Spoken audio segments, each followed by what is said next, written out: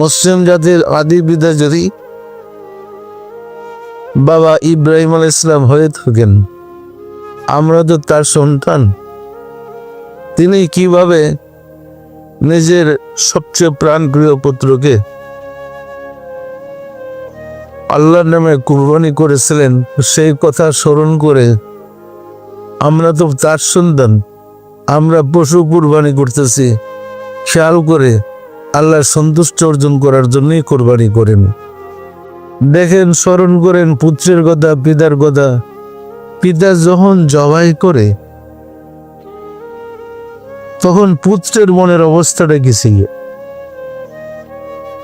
যখন আপনারা শুনছেন আলোচনা বোধ বলা হয়েছে না, পিতা যখন পুত্রের কাছে ব্যক্ত করলেন, আমি তো আদিষ্ট হয়েছি তোমাকে কোরবানি করতে, ছেলে কিন্তু বলছে আলহামদুলিল্লাহ, আমাকে আল্লাহর নামে কোরবানি করেন, আমার কোনো আপত্তি নেই। এবং কোরবানির আগে ছেলে শর্ত করলো পিতার কাছে, আব্বা আমার 3টা শর্তে। আপনারা কেমন পিতার সন্তান, দেখেন আপনাদের পিতা কেমন, আপনাদের পূর্বপুরুষ কেমন ছিল, আর আমরা কি হয়েছে দেখেন। শর্ত করলেন, প্রথম শর্ত, আব্বা আপনার দয়া করে আপনার চোখ বেঁধে নেন।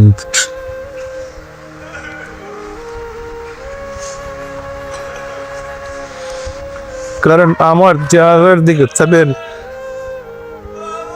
আপনার আল্লাহর হুকুম পালন করতে পারবেন। দ্বিতীয় শর্ত হলো, আপনার দয়া করে আমার হাত পা মজবুত করে বেঁধে নেন। কারণ যখন আমার গলা কাটা হবে আমার জ্ঞান থাকবে না, হাত পা ছুড়াছুড়ি করব, আপনি আল্লাহ মনোনীত, আপনি আল্লাহর বন্ধু, আমার বেয়াদবি হবে। তৃতীয় শর্ত হলো, আমার মার তো জগৎ আর কেউ নাই,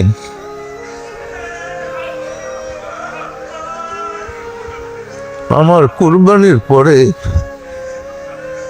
আমার রক্তাক্ত জামা কাপড় আমার মার কাছে নিয়ে যাবেন।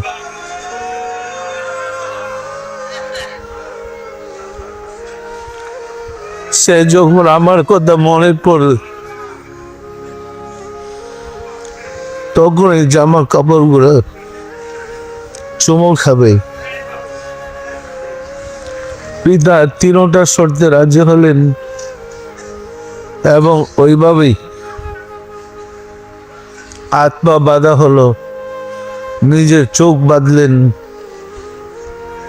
এবং কুরবানি শুরু করলেন। যখন বিসমিল্লাহি আল্লাহু আকবার বলে গলায় ছুরি চালাইছেন, কিন্তু ছুরি দেওয়ার ছেলের গলা কাটতেছে না। উনি বারবার চেষ্টা করতেছে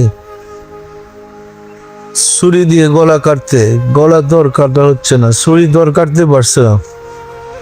জিদ্দের টেলায় ইব্রাহিম আলাইহিস সালাম বেহাল হয়ে ছুরি নিক্ষেপ করলেন হাত থেকে, তখন পাথর 2 টুকরা হয়ে গেছে ছুরি দিয়ে, কিন্তু পুত্রের গলা কাটছে না।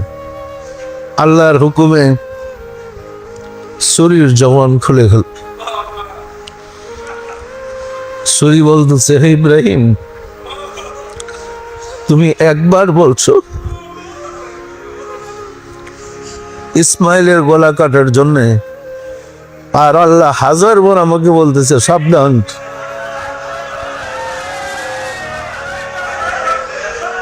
ইসমাইলের গলা কাট, আমি আল্লাহ হুকুম মানবো না, তোমার হুকুম মানবো। উনি আবার ছুরি এনে উনি বেহাল হয়ে গেলেন, আমি ওই 2 মানে পরীক্ষায় ফেল করে ফেলেছি, আল্লাহকে পাওয়ার জন্য বেহাল হয়ে আবার ছুরি চালালেন। মহান রব্বুল আলামিন স্বর্গ থেকে, বেহেশত থেকে এক দুম্বা পাঠিয়ে দিল। ওই দুম্বা বলে আসতেছে, আল্লাহু আকবার, আল্লাহু আকবার, লা ইলাহা ইল্লাল্লাহু আল্লাহু আকবার ওয়ালিল্লাহিল হামদ। ইব্রাহিম যখন ছুরি চালায় বলে আল্লাহু আকবার, দুম্বা বলে লা ইলাহা ইল্লাল্লাহু আল্লাহু আকবার। ছুরির নিচে পুত্র শুয়ে বলে ওয়ালিল্লাহিল হামদ।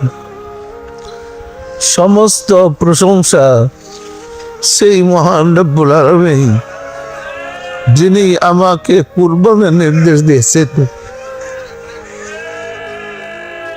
সম্মানিত আশিক রাসূলেরা, ওনারাই ছিলেন মুসলমানদের পূর্বপুরুষ। ইব্রাহিম আলাইহিস সালাম ছিলেন মুসলিম জাতির আদি পিতা, আর ইসমাঈল আলাইহিস সালাম ছিলেন আমাদের রাসূলের পিতা।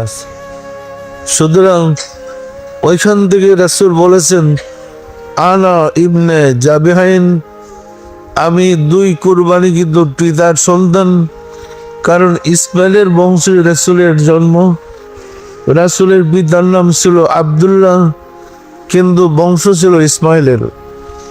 পরিষ্কার না? পরিষ্কার না? এমন মহামানবদের কুলে আমরা জন্ম নিয়ে আমরা হয়েছি মুসলমান, কিন্তু আমাদের চরিত্রের সাথে ওনাদের সাথে কোনো মিল আছে কি? সম্মানিত আশিক রাসূলেরা, আজকের কুরবানির মাধ্যমে যেন আমরা তাদেরকে প্রাণ খুলে স্মরণ করি, প্রার্থনা করি এবং